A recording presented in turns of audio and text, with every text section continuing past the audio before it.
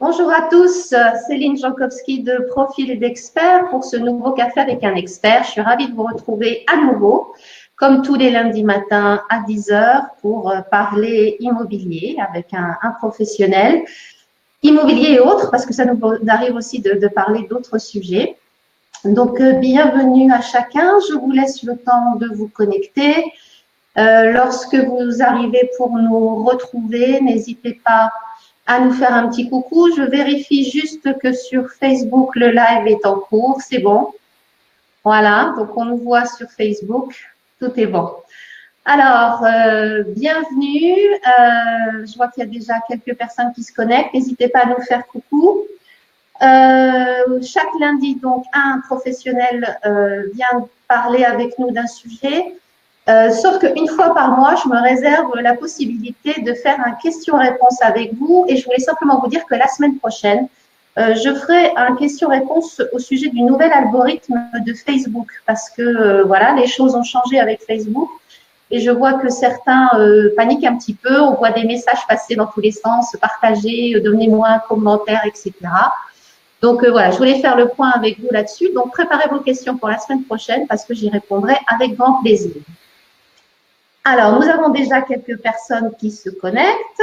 Alors, attendez, je prépare tout ce qu'il faut pour faire ça correctement. Voilà, donc nous avons Binding France qui nous fait un petit coucou, Max qui était venu déjà parler avec nous. Nous avons Fabrice, nous avons Nathalie, donc bienvenue à tous. Ceux qui nous rejoignent au fur et à mesure, n'hésitez pas à nous faire un petit coucou. Et puis, je vais partager l'écran pour retrouver Olivier, notre invité du jour. Bonjour Olivier. Bonjour Céline, bonjour à tous, merci d'être présent. Bonjour à Fabrice, que je connais bien, Max également et Nathalie. On est aujourd'hui ensemble pour parler, Olivier, de prospection digitale. C'est un sujet, c'est vrai que la prospection, c'est souvent un sujet dont on entend parler dans l'immobilier, dans beaucoup de formations, et que c'est pas toujours évident, surtout quand il y a la neige, d'aller sortir par tous les temps, distribuer tes prospectus ou faire d'autres actions. Donc, ce matin, on va parler prospection digitale, qui est une alternative ou un complément à la prospection classique. Et justement, cette semaine, tu as fait un petit sondage sur ta page Facebook. Donc, est-ce que tu peux nous en parler un petit peu de ce sondage de résultats? Oui, tout à fait, je fais régulièrement des petits sondages en ce moment qui durent plusieurs jours. Celui-là, celui dont tu parles, se finit dans 2 jours. Mais on a déjà, la question c'était, préférez-vous, êtes-vous plutôt communication digitale ou prospection standard? Et à notre grande surprise, puisqu'on en a parlé, 72% étaient plutôt communication digitale et 28% plutôt prospection standard sur 50 votes, donc il y a encore 2 jours. Mais je pense pas que les tendances sont là. Ce qu'on peut dire surtout, c'est qu'il faut faire attention quand on fait des sondages, parce que selon la question, effectivement, ça peut vouloir plusieurs choses, mais en tout cas, il y a un attrait pour la communication digitale, ça c'est sûr. Et beaucoup de conseillers ont compris qu'on pouvait prospecter avec différents moyens de communication digitale. Alors, est-ce que justement, tu peux nous dire un petit peu pourquoi cet attrait sur la prospection digitale? Parce que voilà, c'est pas toujours très fun la prospection classique. Juste avant que tu répondes, je veux dire bonjour à tous ceux qui viennent de nous rejoindre. Donc, continuez à nous rejoindre, de nous faire un petit coucou et vous dire aussi qu'on est en direct sur Instagram. Je suis en train de tester, voilà, le broadcast sur Instagram pour voir si ça intéresse des gens de nous suivre en direct aussi. Voilà, vous pouvez nous retrouver sur Instagram en même temps. Alors, vas-y, dis-nous. Pourquoi ces résultats? La première raison, c'est faut avouer que les conseillers immobiliers en général, ils s'en fait partie, donc je sais de quoi je parle. La prospection standard, c'est pas ce qu'on affectionne le plus, parce que c'est contraignant, parce que c'est très ingrat. Même si on obtient des résultats avec, c'est vrai que c'est un petit peu compliqué de passer à l'action tous les jours, régulièrement, etc. Alors qu'à l'inverse, la communication digitale paraît beaucoup plus attractive, puisque c'est plus amusant, c'est plus sympa, c'est bon pour l'ego aussi, hein, parce qu'on a des pouces, donc ça fait toujours du bien. Et voilà, et je pense que ça vient. La première raison, je pense que c'est ça. La deuxième, c'est, comme j'ai dit tout à l'heure, c'est qu'effectivement, il y a une prise de conscience des conseillers immobiliers qui se disent que oui, on peut effectivement faire des affaires et avoir des contacts par les réseaux sociaux. En particulier, je parle surtout des réseaux sociaux parce que les autres moyens de communication digitale ne sont pas trop exploités. Je parle de l'emailing, je parle du site internet, des blogs, etc. Mais sur les réseaux sociaux, oui, il y a vraiment un aspect important. Et reste à savoir après comment, parce que ça, on voit aussi bien Céline et moi qu'il y a certaines stratégies qui sont vraiment pas bonnes, si on peut parler de stratégie, c'est encore une autre question. Et puis l'autre raison, c'est que je pense qu'il y a une grosse partie des conseillers immobiliers qui ont compris que avoir un premier contact sur les réseaux sociaux, ça pouvait faciliter justement la prospection standard. Et je tiens juste à préciser que, en tout cas peut-être que ça se fera plus tard, mais pour le moment, la communication digitale ne peut pas complètement remplacer la prospection standard, même si elle peut largement la faciliter. Mais je pense qu'il y a toujours quand même une part de communication standard à effectuer, ce qui me paraît encore logique.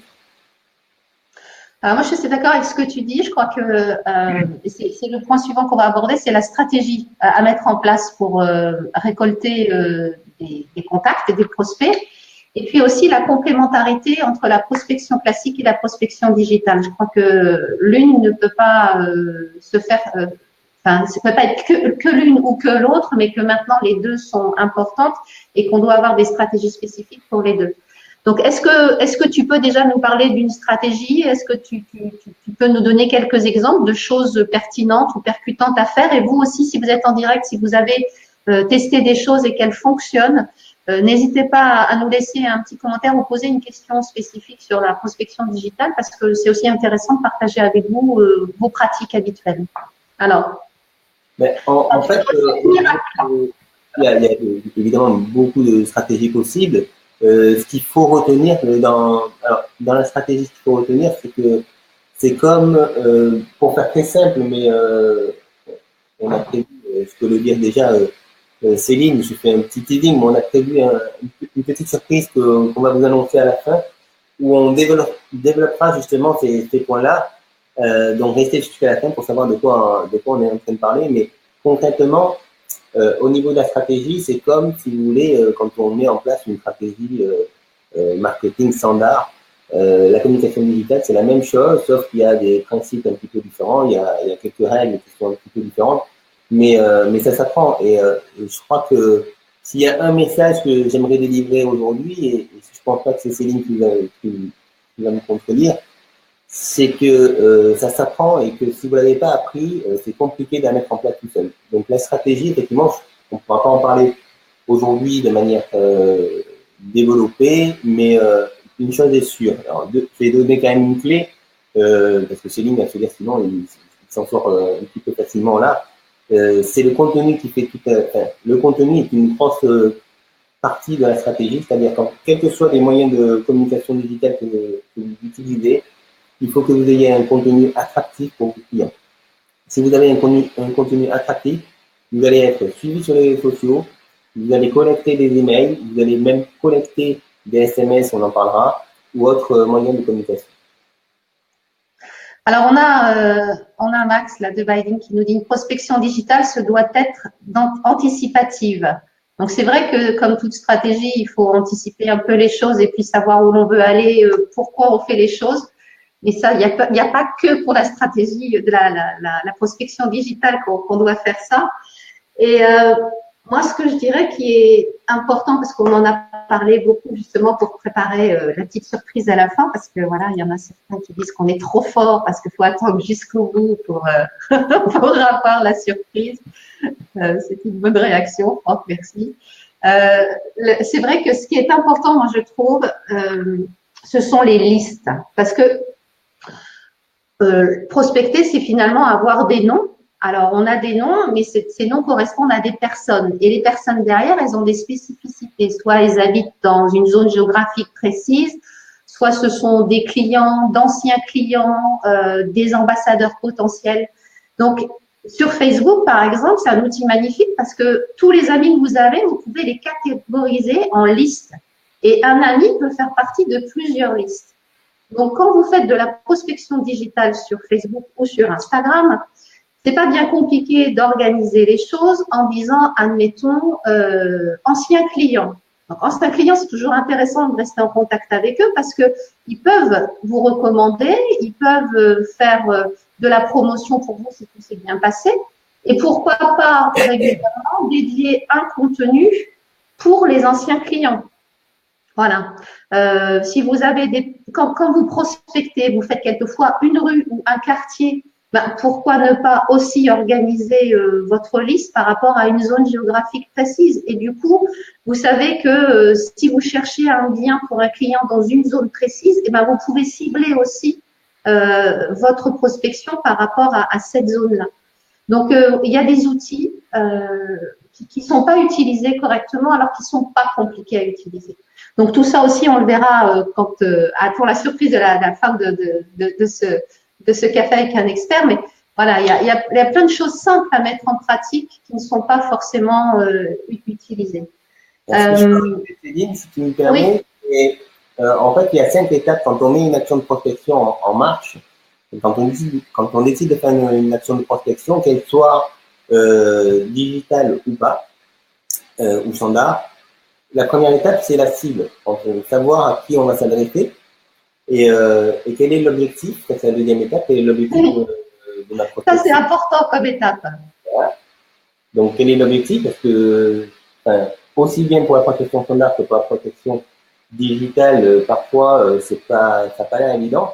On a qu'à voir le nombre d'amis conseillers immobiliers qu'on trouve sur les profils de conseillers, ça paraît un petit peu étonnant. Alors, je comprends quand on fait partie d'un réseau de mandataires ou quoi, mais à ce compte-là, il faut avoir deux comptes. Non, ou alors deux listes d'amis aussi, hein. C'est-à-dire qu'on a les amis mandataires et puis on a les amis clients prospects et on ne poste que pour les copains mandataires et on partage les biens qu'on a partagés. Mais tout le monde n'a pas besoin de voir tout. Comme quand on parle pas forcément pour tout le monde, mais on cible notre discours. Exactement.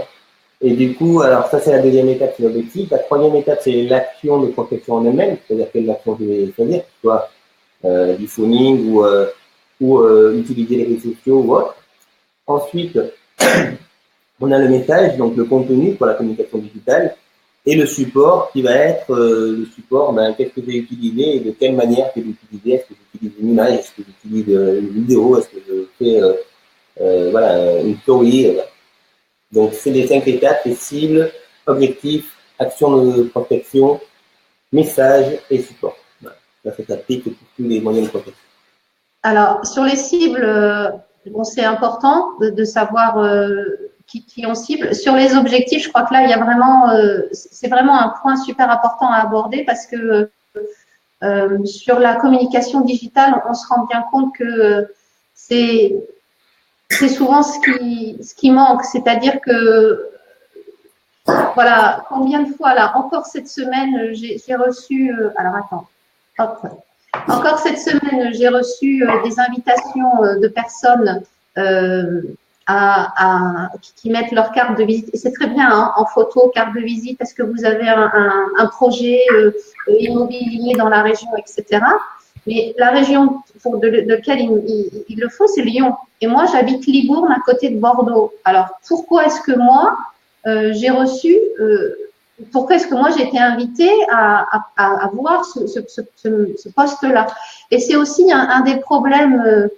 Quelquefois, on est fatigué de voir des postes comme ça qui ne nous concernent pas et finalement, on finit des fois par ne plus suivre la personne parce qu'on a l'impression qu'elle est toujours sur Facebook et comme sur d'autres supports d'ailleurs, hein, et qu'on est voilà, on croule sous les demandes qui ne nous concernent pas. Donc, c'est de la responsabilité aussi des professionnels de l'immobilier que de savoir cibler en créant des groupes. Et ça, c'est commencer par ça sur vos pages perso.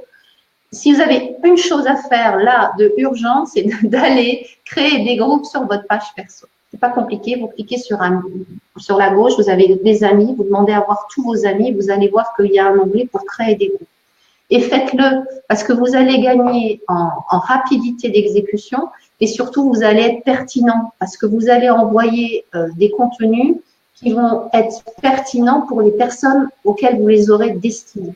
Voilà. Et c'est vraiment dans la cible et l'objectif, je crois que si déjà ces deux points-là étaient bons, après que le contenu soit pas tip-top ou que ça soit pas une super géniale photo, si déjà la personne qui est concernée reçoit le bon message, je pense que sur Facebook, on aurait déjà beaucoup plus de plaisir des fois à avoir des choses qui nous arrivent comme ça sur notre fil d'actualité. Et c'est quelque chose qu'il faut faire au fur et à mesure, parce que si on se retrouve avec 500 amis, par exemple, et qu'on est obligé de faire ça sur les 500, ça risque d'être un petit peu long. Mais il vaut mieux prendre, à mon avis, 2 heures escalées en disant, par rapport à ma stratégie de communication digitale, quelles sont les personnes que je veux atteindre. Voilà. Et peut-être créer 3 catégories ou 4 catégories, à vous de voir comment vous travaillez. Mais aussi, pourquoi pas de mettre des personnes dans plusieurs catégories. Et il y a aucun souci là-dessus. Mais c'est vrai que si vous avez des contacts qui sont au-delà de votre zone de travail, savoir aussi les mettre dans une autre catégorie pour lequel vous partagez peut-être d'autres types de contenus que lorsque vous faites de la prospection terrain en disant est-ce que vous avez un projet immobilier là sur cette zone-là. Voilà. Un petit peu de temps, un petit peu d'organisation. Mais les bonnes choses commencent toujours comme ça. Il faut toujours avoir l'impression de perdre un peu de temps pour en gagner plus après.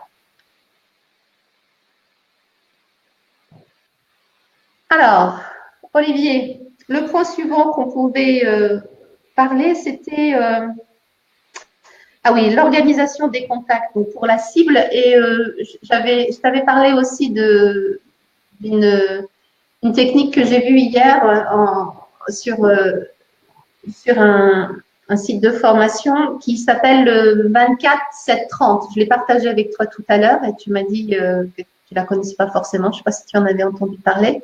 Non. Et en fait, c'est une formation qui est sur la productivité, donc qui est assez intéressante à écouter. Et cette formation-là recommande, par exemple, quand vous avez un contact, c'est que dans les 24 heures qui suivent, vous vous connectez sur les réseaux sociaux auprès de ce contact-là. Vous cherchez le nom de cette personne sur Facebook, sur Instagram, etc. Dans les 7 jours, vous vous arrangez pour avoir un rendez-vous avec cette personne-là. Donc, que ce soit un rendez-vous téléphonique via Messenger, une vidéo, que ce soit un café parce qu'il habite là à côté de vous. Et surtout, tous les 30 jours, restez en contact avec cette personne-là via des newsletters. Donc, on en parlera aussi dans les supports pour la communication, la stratégie de communication digitale. Mais voilà, 24, 7, 30, c'est des chiffres à retenir pour avoir cet automatisme, ce système que l'on met en place pour rester en contact avec des personnes. Donc voilà, ça peut être intéressant d'essayer au moins, de voir ce que ça donne. Je pense que moi, je vais le faire, voir quel résultat ça peut porter. Je ne sais pas si toi, tu as d'autres techniques que ça, Olivier.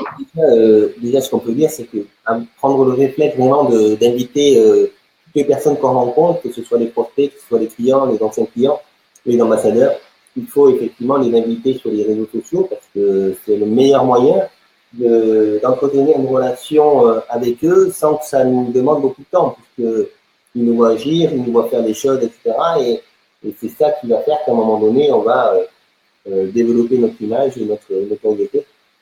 Donc, ça doit être un réflexe. C'est comme quand on rentre un numéro de téléphone sur notre smartphone. Il faut qu'on ait aussi les contacts sur notre Facebook, Instagram, ça dépend des réseaux qu'on a utilisés. Et l'email, si on a des listes d'emails, etc., bien classées, comme tu l'as dit, bien listées dans la bonne catégorie. Et c'est vrai que ça doit être un réflexe maintenant, hein, lorsque l'on a un contact, de savoir ne plus avoir que le téléphone, parce que certes, le téléphone en tant qu'agent immobilier, c'est l'outil qu'on a toujours à la main, mais on peut faire autre chose que téléphoner avec le téléphone et ça reste un outil complet. Hein, complètement. Et ce que j'aime bien, c'est que la communication digitale peut en fait faire mieux que la prospection standard dans la communication, dans le moyen de communication. Je vais prendre deux exemples. Un de Nathalie Gors, que je salue, qui est ici, et qui, avec qui j'ai fait pas mal de réunions pour discuter donc d'immobilier avec d'autres conseillers également. Et je me souviens qu'elle m'avait dit, Nathalie, moi, j'invite systématiquement sur les réseaux sociaux les personnes que je rencontre. Et souvent, j'entame la première discussion avec eux, via Messenger.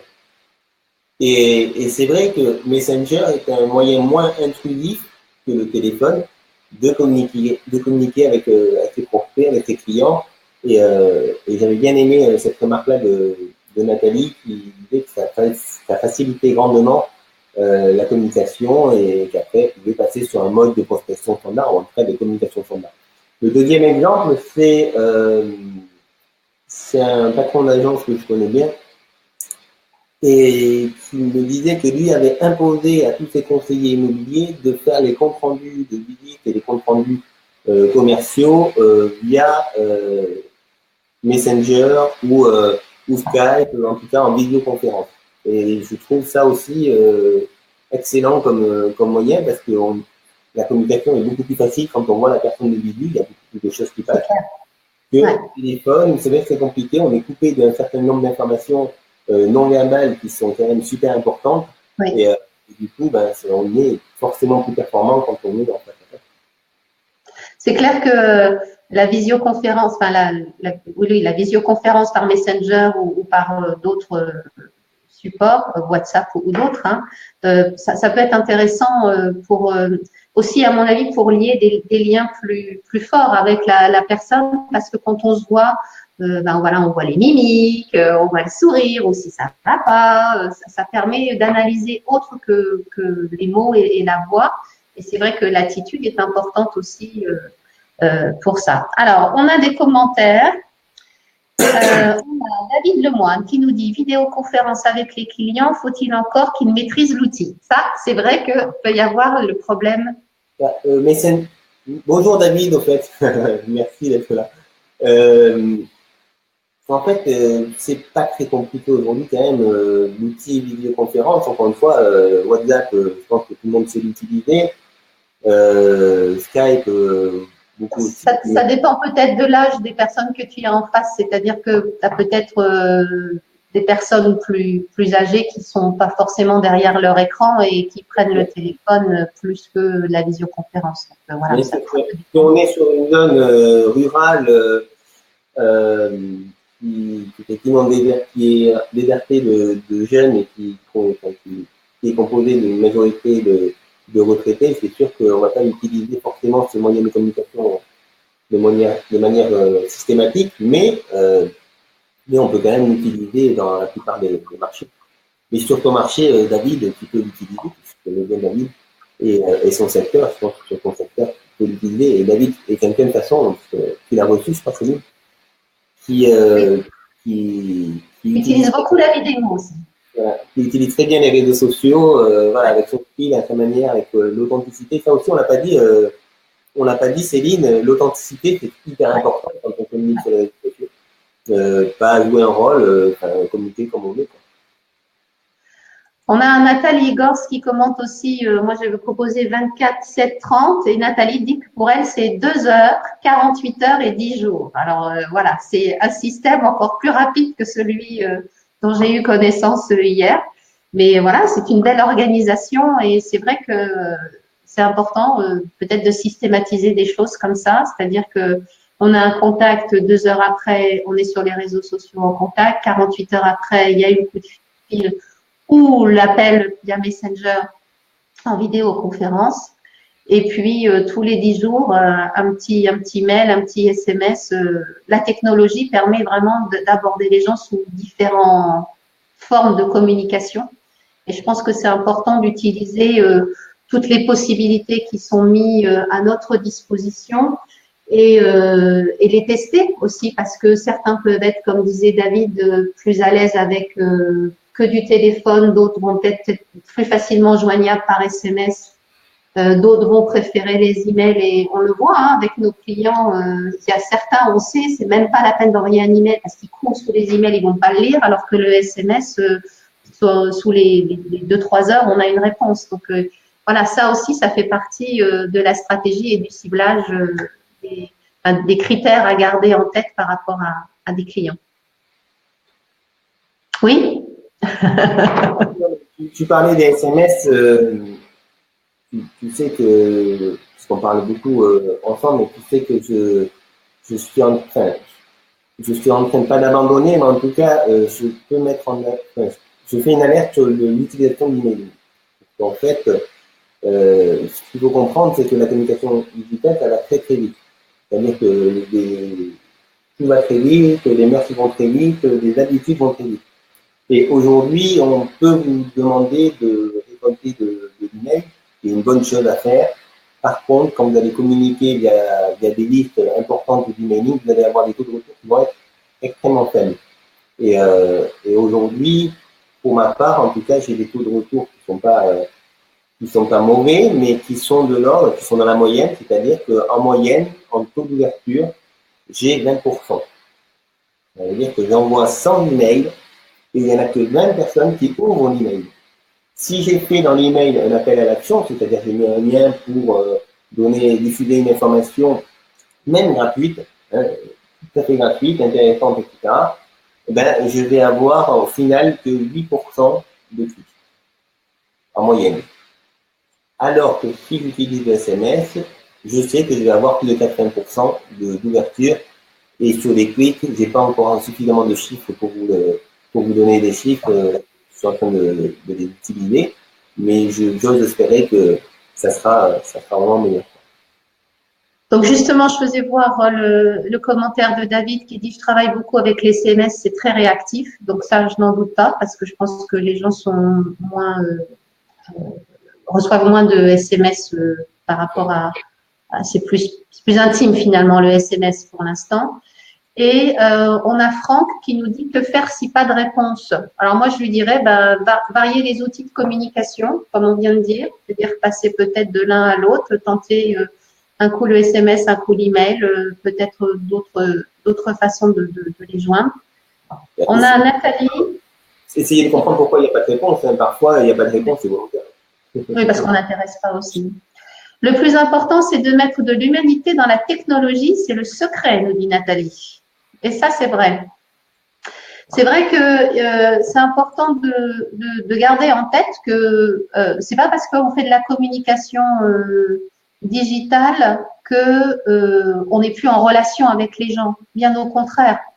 Je pense que c'est une autre façon de les atteindre, mais on les a aussi quelquefois dans leur intimité parce que si on est amis sur Facebook, on a accès à pas mal d'informations et du coup, on en voit peut-être quelquefois plus que des gens qu'on croise dans la rue à qui on dit bonjour, qu'on connaît sans vraiment connaître. Donc ça aussi, c'est important d'être vraiment dans la relation humaine, voilà, et respectueuse des gens.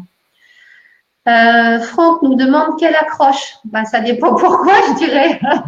Quelle approche qu'il faut faire, c'est avoir une approche qui va intéresser son client. Donc, ce qu'on disait tout à l'heure, à qui je vais m'adresser, quel est mon objectif, etc., va déterminer déjà l'approche. Mais faites pas des promesses qui vont pas être tenues, des choses comme ça ne fonctionne plus. Donc, ayez des approches qui soient percutantes, mais réelles, authentiques. Et alors, on a David qui répond, si pas de réponse, pas perdre de temps. On passe au suivant. Next. C'est le style de David, hein. Encore une fois, David a un style très, très productif, très efficace et qui correspond à sa personnalité et c'est très bien comme ça. D'autres personnes vont mettre effectivement un peu moins de temps pour justement passer à une autre étape. Mais effectivement, le conseil de David est bon, quoi. Si c'est pas bon, ben, soit vous approfondissez parce que vous pensez qu'il y a quelque chose à faire, soit vous passez à autre chose. Alors voilà, on arrive à notre demi-heure de café avec un expert. Donc, on vous avait dit d'attendre jusqu'au bout pour avoir la surprise et le scoop et l'annonce qu'on voulait vous faire. Donc voilà, donc j'ai préparé une petite présentation. Voilà, en fait, avec Olivier, on a l'envie de vous aider à être plus performant en communication digitale et en prospection digitale. Donc, on a envie de vous inviter à une conférence qui aura lieu le 5 mars à 18h, qui s'appelle Créer votre machine à prospect. On la présentera tous les deux ensemble parce qu'on on aime bien travailler ensemble finalement, Olivier, il faut le dire. Et quand on dit ensemble, Céline, ce qu'il faut préciser, c'est que Céline va venir à Toulouse, Céline de Dubon, elle va venir à Toulouse et on va faire la webconférence ensemble parce qu'on pense que ça sera beaucoup plus sympa comme ça. Et si vous voulez surtout plus d'informations sur le programme qu'on va aborder, entre autres, parce qu'on va aborder beaucoup de choses et on restera avec Céline le temps qu'il faudra, c'est-à-dire que l'idée, c'est qu'à la fin de la webconférence, vous veillez des astuces et que vous sachiez déjà, vous puissiez déjà commencer à faire des choses vraiment intéressantes. Et voilà, donc le programme est dans le lien que va vous communiquer Céline. Voilà, je suis en train de partager le lien pour pouvoir avoir accès à la conférence. Hein. Voilà. Il est dans le fil de la conversation là. Donc, c'est le lien pour assister à la conférence. Voilà. Je sais pas s'il y a des questions. Voilà, on sera tous les deux ensemble pour présenter ça. Moi, je suis ravie parce qu'il y a beaucoup de choses à dire. Je crois que la communication digitale, comme la prospection digitale, c'est complémentaire de l'activité physique hein, que l'on peut avoir. Surtout, il faut s'y mettre maintenant si vous n'y êtes pas encore bien comme il faut. Alors que vous y êtes quasiment tous, mais bien comme il faut, c'est-à-dire avec une vraie stratégie, avec une vraie, un vrai positionnement et un vrai style de communication. Voilà, en gros, c'est ceux qui vont s'y mettre le plus tôt qui auront le plus de chances demain de pouvoir en profiter pleinement de l'outil. Si vous attendez trop, le train va passer. Hein. C'est comme quand vous allez faire comme Polaroid qui a loupé le virage de la photo numérique, par exemple. Bon, après, il a beau essayer de rattraper, c'est compliqué. Là. Donc, c'est vrai que c'est important de ne pas tarder à s'y mettre. Alors, en plus, comme je le disais, la semaine prochaine, là, le prochain café avec un expert, je vais parler du nouvel algorithme Facebook qui change quelques trucs. Hein. C'est pas non plus la panique à bord. Vous affolez pas, c'est pas la fin du monde. Au contraire, pour les business assez locaux, c'est plutôt une bonne nouvelle. Et donc, c'est vrai que c'est important. Je pense d'utiliser au mieux les outils que l'on a. Et c'est un défaut que l'on a beaucoup dans plein de domaines, c'est qu'on a des fois des outils qui pourraient faire beaucoup, mais comme c'était avec David cette semaine, je crois qu'on avait une conversation qui disait qu'on lisait que 20% de la notice explicative des choses. Et ben voilà, il est temps peut-être grâce à cette conférence aussi, de prendre le temps de lire toute la notice et de voir tout ce que l'on peut faire avec le digital. Que certes, ça demande un petit peu de temps, de remise en cause, voilà, de peut-être voir les choses sous un angle un petit peu différent de ce qu'on a l'habitude de faire. Mais c'est un enjeu important parce que l'immobilier est de plus en plus digitalisé et donc ça c'est important d'avoir ça en tête pour le futur, je crois, non? Oui, et puis j'ai vu, pendant que tu parlais, j'ai vu passer un commentaire de Nathalie qui disait j'ai fait une vente grâce à Messenger. Il y a de plus en plus d'exemples justement comme ça, où grâce aux réseaux sociaux en particulier, parce que c'est vraiment le moyen de communication le plus utilisé aujourd'hui par les conseillers immobiliers, même s'il n'y a pas que celui-là, mais c'est le plus naturel en tout cas. Grâce aux réseaux sociaux, déjà on peut faire beaucoup d'affaires. J'ai des chiffres en tête, mais on va soutenir tout ça pour la webconférence. Des conseillers qui ont 2 demandes d'estimation par semaine grâce aux réseaux sociaux. Enfin voilà, il y a plein de chiffres qu'on vous communiquera lors de la conférence là-dessus pour vous prouver que voilà, c'est efficace et que voilà, si vous couplez ça en plus à une prospection standard, ça fait ce qu'on appelle des chiffres d'affaires additionnels. Oui, tout à fait. C'est vrai que la prospection digitale locale est complémentaire de la prospection classique locale, hein, et que l'une sert l'autre et inversement, et que maintenant il y a différents moyens d'atteindre les gens et qu'il faut tous les utiliser en ayant peut-être une stratégie globale des deux méthodes et de voir les choses d'un petit peu plus haut. pour tester aussi. Il y a aussi une part de test, de mise en danger. Je pense que c'est comme nous quand on essaye des choses finalement. Hein, ça fait partie du métier. C'est ce que je dis souvent, même quand je fais une formation sur la prospection dite standard. Il faut tester ces actions. Souvent, il y a des conseillers immobiliers qui font du boitage pendant des mois, des années, et qui me disent, ouais, je comprends pas, ça donne pas beaucoup d'estimation. Quand je leur demande combien, ils me disent, ben, 1 pour 1000. Combien de temps tu mets pour distribuer 1000 flyers? Ah, ben, je mets plus de 2 heures. Ok. Est-ce que tu penses que c'est rentable? Non. Bon, mais pourquoi tu le fais? Et c'est ça. Et dans la communication digitale, c'est pareil. Si vous n'êtes pas, si vous ne mesurez pas tout ce que vous faites, vous ne saurez pas si ça fonctionne ou pas. Et à un moment donné, il faut savoir dire, mais cette action de prospection sur mon secteur, parce que tous les secteurs sont différents, sur mon secteur, cette action de prospection ne fonctionne pas. Ou alors, je ne sais pas bien la faire, donc je passe à autre chose, je teste à autre chose, de manière à avoir des actions de prospection vraiment efficaces et rentables. Voilà, donc je pense qu'on a fait un petit peu le tour. Il est 10h35. Merci d'être resté aussi longtemps avec nous. Et merci d'avoir été aussi nombreux, de plus en plus nombreux chaque semaine. Donc ça, c'est un vrai bonheur. Le lundi matin, pour moi, c'est un vrai plaisir de commencer la journée, pas la semaine, parce que voilà, je vous retrouve et puis il y a toujours plein de choses passionnantes à parler et à découvrir.